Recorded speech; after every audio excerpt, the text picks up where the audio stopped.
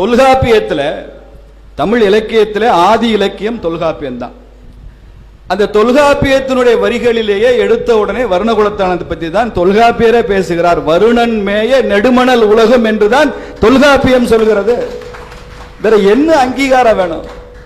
தொல்காப்பியரும் சங்க இலக்கியங்களும் ஒட்டுமொத்த தேசமுமே அங்கீகாரம் கொடுத்த பிறகு ஏதோ வந்துட்டு போற சில ஆட்சியாளர்களும் அரசியல்வாதிகளும் கொடுக்கிற அங்கீகாரத்திற்கு ஏங்கி தவிக்கிற சமூகம் இது வல்ல என்று தெரியும். சலுகைக்காக ஏங்குகிற சமூகம் பரதவர் சமுதாயம் இல்லை, பெருமைக்காக ஏங்குகிற சமுதாயமாகத்தான் இந்த பரதவர் சமுதாயம் இருக்கிறது. அதனால்தான் 300-400 ஆண்டுகளுக்கு முன்னால ஒரு தூங்கி கிடந்த வரலாற்றை எழுப்பி இன்னைக்கு ஒரு பிரதமர், அவர் துவக்க கால முதல் காலகட்டத்தினுடைய சுதந்திர போராட்ட விடுதலை வீரர் என்று சொன்ன போது அந்த பெருமை நமக்கு கொப்பளிக்கிறது என்றால் இது ஏதோ சலுகைக்கான ஒரு குரல் அல்ல. என் பெருமையை இந்த தேசத்தின் பிரதமர் பேசிவிட்டார் என்ற மகிழ்வில் தான் நாம் எல்லாம் இங்கே அமர்ந்திருக்கிறோம். அப்படிப்பட்ட பெருமைக்கு சொந்தக்காரர்கள் நாம. அதே தமிழ் இலக்கியம் பகர்க இளஞ்சிறு பரப்பின் எவிசுரா நீக்கி வலம்புரி மூழ்கிய வான் திமிழ் பரதவர் அப்படின்னு சொல்றான். வான் திமிழா, ஏறுகளுக்கு தான் திமிழ் இருக்கும். திமிழ் இப்போ எங்க ஊர் பக்கம் மதுரை பக்கம் வந்தீங்கன்னா ஜல்லிக்கட்டு காளைகளுக்கெல்லாம் திமிழ் இருக்கும். அந்த திமிழ் என்பது ஒரு வீரத்தின் அடையாளமாக வைத்திருக்கிறோம், ஒரு கம்பீரத்தின் அடையாளம் அந்த திமிழ். அப்படிப்பட்ட திமிழ் பரதவர்களுக்கு எங்கே இருக்குமா? கடல்லையே சென்று கொண்டிருக்கிற இந்த பரதவர்களுக்கு இந்த வானம் தான் திமிழாக இருக்கிறது. வானளவுக்கு திமிழ் இருக்கிற ஒரு சமூகமாகத்தான் பரதவர்களை தமிழ் இலக்கியம் சொல்லுகிறது. வலம்புரி மூழ்கிய வான் திமிழ் பரதவர்கள் அப்படின்னு சொல்றோம். இந்த நிகழ்ச்சியினுடைய தலைப்பே பாருங்க, சமுத்திரபுத்ரா அபிநந்தாதி. இது இன்னொரு அட்ராக்ஷன் எனக்கு. நம்ம பூமி புத்திரான்ற வார்த்தை தான் கேள்விப்பட்டிருக்கோம், மண்ணின் மைந்தர்கள் அப்படின்ற வார்த்தை தான் கேள்விப்பட்டிருக்கோம். குறிப்பா மகாராஷ்டிரால சிவசேனா கட்சி வரும்போது இந்த பூமி புத்திரான்ற தத்துவத்தை பற்றி ரொம்ப பேச ஆரம்பிச்சாங்க. மண்ணின் மைந்தர்கள் அப்படிங்கிற ஒரு கொள்கையை பற்றின முழக்கங்கள் அங்கே இட ஆரம்பிச்சாங்க. ஆனால் இந்த வார்த்தை புதுசு. எல்லோரும் பூமி புத்திரர்கள் என்றால் இந்த பரதவர்கள் சமுத்திர புத்திரர்கள் என்கிற வார்த்தையால் அங்கீகரிக்கப்பட்ட ஒரு சமுதாயம். சமுத்திர புத்திரர்கள். பூமி புத்திரான்றத மண்ணின் மைந்தர்கள்னு சொல்லிவிடலாம். சமுத்திர புத்திரான்னு எப்படி சொல்றது? நான் யோசித்துக் கொண்டே வந்தேன். எனக்கு ஒரு வார்த்தை அப்படியே பொறி தட்டியது. சமுத்திர புத்திரான்னா பெருங்கடலின் பிள்ளைகள் அப்படின்னு சொல்லல. பெருங்கடலின் பிள்ளைகள் தான் இந்த பரதவர்கள். இங்க வந்து பேசினதுக்கு அப்புறம் எனக்கே ஒரு வரலாற்று பற்றின ஒரு பார்வை என்ன தோன்றுதுன்னா, இந்த தேசத்தை பரத கண்டம்ன்றோம், பாரத நாடுன்றோம். கடல் வழியாக இந்த தேசத்திற்குள் வர முற்பட்ட அத்துணை வெளிநாட்டுக்காரங்களும் அவர்கள் சந்தித்த முதல் மனித கூட்டம் இந்த இந்திய எல்லைக்குள்ள யாராக இருக்கும்னா பரதவர் சமுதாயமா தான் இருக்கும்.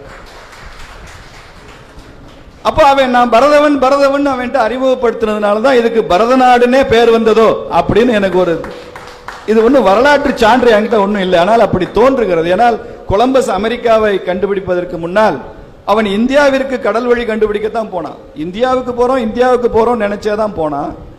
அங்கே போய் இருந்த மக்களை இந்தியர்கள் நினைச்சுட்டான். அதுக்கப்புறம் தான் தெரிஞ்சது அவங்க இந்தியர்கள் இல்லை, இது அமெரிக்கான்னு புதிய கண்டம் அப்படி. ஆனாலும் கூட தான் இந்தியர்களை பார்த்திருக்கிறோம் என்று நினைத்து தான் அங்கே இருக்கிறவங்களுக்கு ரெட் இண்டியன்ஸ் பேர் வச்சான், செவ்விந்தியர்கள். அதே மாதிரி தான் இங்கேயும் இந்த தேசத்தை பற்றி தெரிந்து கொள்வதற்கு முன்னால, இந்த தேசம் எப்படிப்பட்ட தேசம் என்று தெரிந்து கொள்வதற்கு முன்னால இந்த பரதவர்களைத்தான் அவர்கள் பார்த்திருக்கிறார்கள். அதனால் கூட இது பரதகண்டம் என்ற பெயரில் இருந்திருக்கலாம் என்று எனக்கு தோன்றுகிறது. இருக்கலாம், தப்பில்லை. தமிழ்நாட்டிலே நாங்க தான் மெஜாரிட்டி, தமிழ்நாட்டிலே நாங்க தான் மெஜாரிட்டி. ஏன் சுருக்கிக்கிறீங்க? தமிழ் தேசியமா? அது இந்திய தேசியம். இந்தியாவிலே நீங்க தான் மெஜாரிட்டி.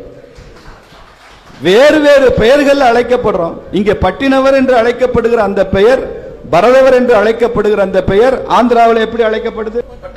பட்டப்புதூர், பட்டப்பு. இங்க பட்டினவர், அங்கே பட்டப்பு, ரெண்டு ஒன்றுதான். பட்டினவரும் பட்டப்பும் ஒன்றுதான் என்று இதுவரைக்கும் தெரியவில்லை. தெரிந்து விட்டால் நீங்க ஆந்திரா கணக்கையும் தமிழ்நாட்டு கணக்கையும் ரெண்டா ஒன்னாக்கிங்க, இன்னும் கொஞ்சம் கூடும். அவ்வளவுதான். அப்படியே எக்ஸ்டெண்ட் பண்ணுங்க. சிங்களத்திலும் பரதவர்கள் தான் இருந்திருக்கிறார்கள் என்பதனால் தான் வர்ணகுலத்தான் அங்கே சென்று ஆட்சி புரிந்திருக்கிறார். 5 ஆண்டுகள் பெரிய யுத்தத்தை நடத்தி இருக்கிறார். போர்ச்சுகல்ஸ் அவ்வளவு பயந்திருக்காங்க, அவ்வளவு பயந்திருக்காங்க. 5 ஆண்டுகள் கடுமையான யுத்தம் புரிந்திருக்கிறார் வர்ணகுலத்தான். இலங்கையை போர்ச்சுகீசியர்கள் ஆக்கிரமிக்க வந்தபோது அங்கிருந்த மன்னனை, தமிழ் மன்னனை காப்பாற்றுவதற்காக, அந்த போர்ச்சுகல் அவர்களை கைப்பற்றக்கூடாது என்பதற்காக யுத்தம் புரிந்து கடைசியா சதியினால செத்து போனவன் தான் மாவீரன் வர்ணகுலத்தான்.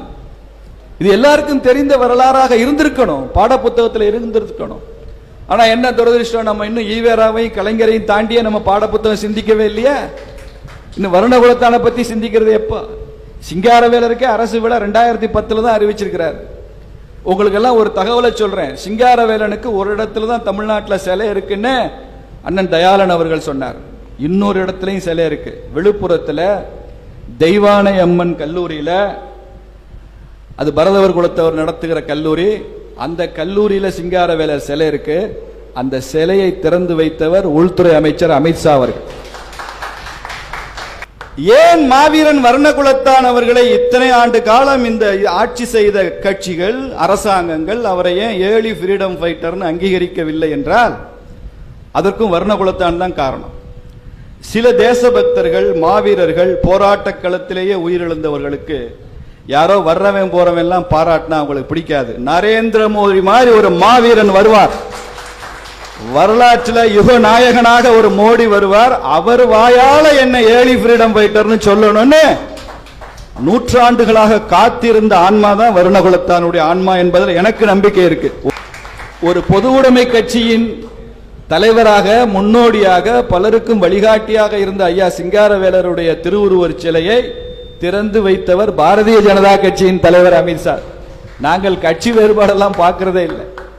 EMS நம்பூதிரிபாடு அவர்கள் காலமான போது 98ல் டெல்லியில் இருக்கிற பாரதிய ஜனதா கட்சி அலுவலகத்தில் EMS நம்பூதிரிபாடு அவருடைய போட்டோ வச்சு அதற்கு அஞ்சலி செலுத்தியவர்கள் பாரதிய ஜனதா கட்சிக்காரர்கள். ஒருத்தர் எந்த கட்சியில நாங்க பார்க்கறது இல்லை.